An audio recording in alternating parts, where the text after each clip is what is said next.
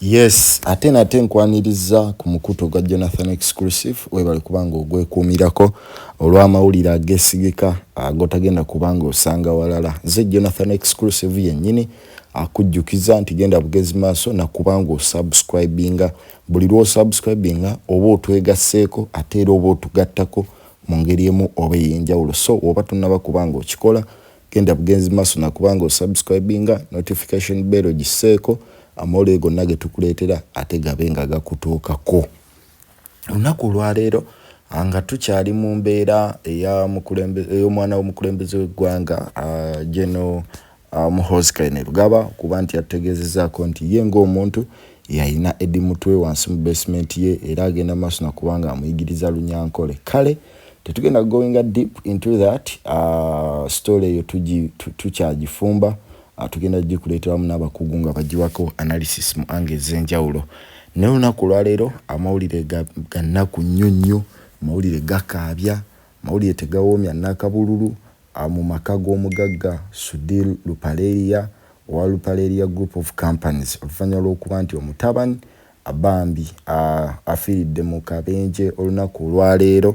Obulamu bwe butyo bwe bukomye olunaku olwaleero. Mukama oba oliawo amuyise ate agende gye yamutegekera ewasinga. So olunaku olwaleero kitegeerekese ssaawa zibadde nga amawulire ssaawa zibadde mu 12:11 awo accident eno weegwiriddewo, wabula amawulire gatandise okusaasaanira emitimbagano aziberedde naddala ssaawa ng'emu wekimaze okuba nga kikonfamingibwa nti omwana wa Sudil Lupaleria amanyikiddwa nga Rajiv Lupaleria afiiridde mu kabenje. Abadde ku Entebbe Express Highway era nga abadde avuga emmotoka Nissan GTR U80 638L.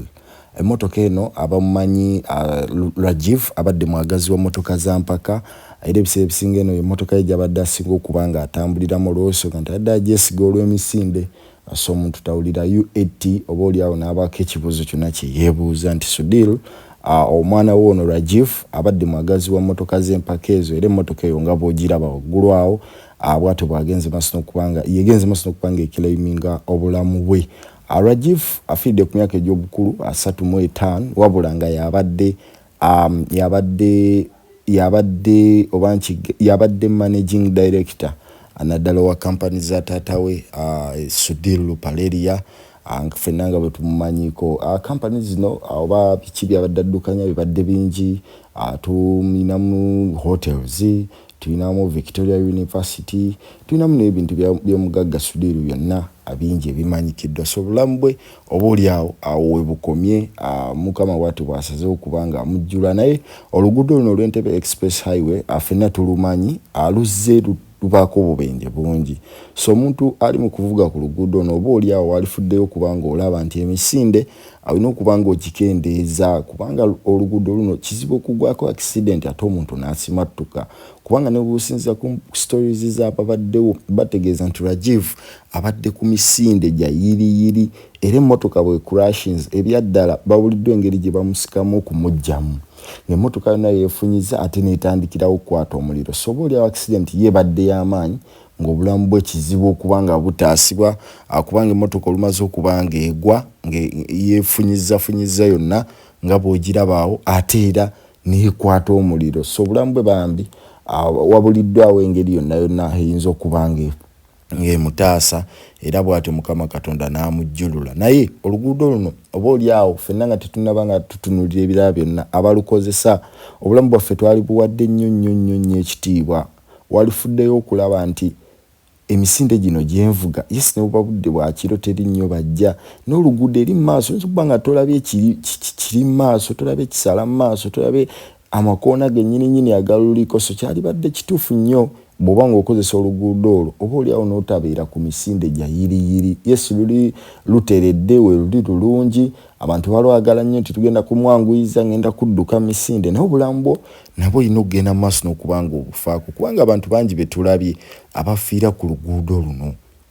So kyali badde kituufu nnyo obanga ogenza okukozesa oluguudo luno ate n'olukozesa n'obuvunaanyizibwa okwewala stories kati nga gye tuli mu kuleeta olwaleero nti omwana w'omugagga Sudil ate obulyawo akabenje kamututte. So kyali badde kituufu nnyo, kyali badde kya bwegendereza nnyo bw'oba okozesa oluguudo olwo n'olukozesa mu ngeri ennungi ate n'olutaba olwo lukkalukka n'oziba nguudo zaffe eno ze tutambulirako. Juzi nali nva e Masaka eyo nga nzira Kampala n'ennengera loole ng'oli yayiseeko n'agwira ddala mu kikeeri. Kale ba accident n'ebiseera ebisinga tulina okuba nga tufaayo ku nkozesa y'enguudo.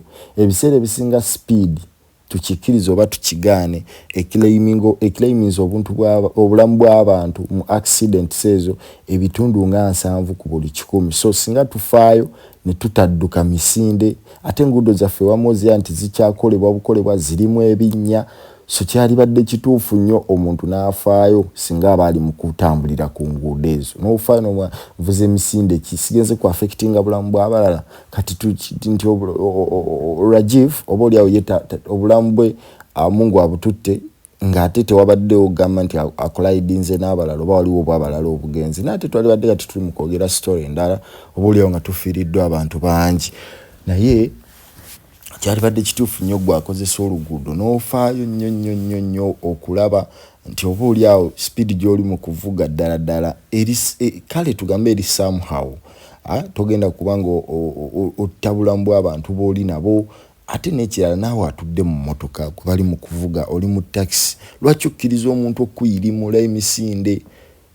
Lwaki okkiriza omuntu okuvuga yiriyiri? Kyali badde kituufu nnyo naawe n'ofaayo eri obulamu bwo. Driver olaba nga asumuludde kabiriiti mugaye nti munnange slowinga obulamu bwange nkyabwagala. Omuba bangi ne waba aganye okukendeza ku misinde waagiri mugifuluma because obulamu tebulina spare, obulamu tebulina kyako togenda kuvaako kugulu bakuleetera okulala bakuzzeeko.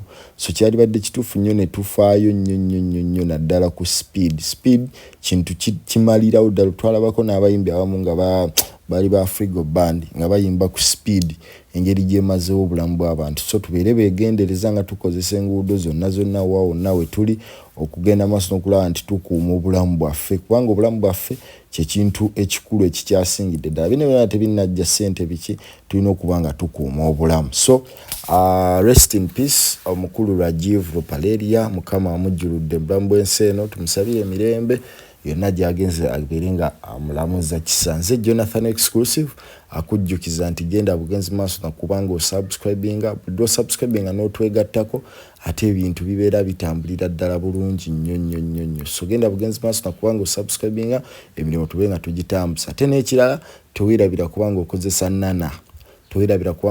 Nana Herbal Mouthwash.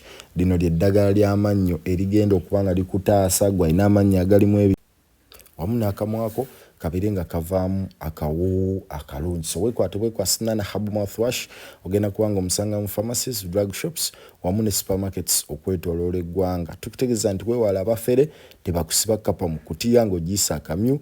Nana byakola ekka yabikola era yakakasibwa ekitongole kya National Drug Authority.